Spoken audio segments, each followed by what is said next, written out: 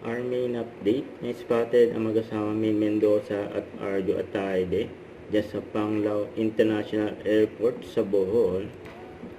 Kasama rin ang family Ataide. Yan pa sila May at Arjo.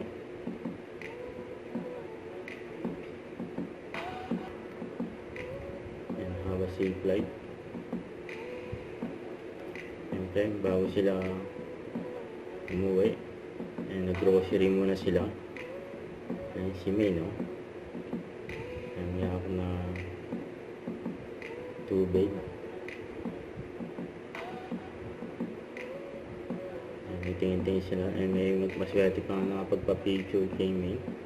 Ayan, very accommodating si May. Ayan, sa mga fans. Ayan, habang magtitingin-tingin ng mga pasalubong. Nagtayin pa nga si May at si Arjo. Saka si Mami Sylvia. Yan, tapos na yung bakasyon nila dyan sa Bohol. Yan, pasalubong. Yan, masarap dyan, ha. Mga gawang Bohol.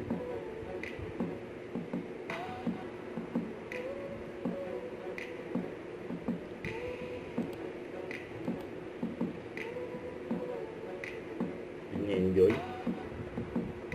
And kasi magpunta rin sila ng Lobok River Cruise.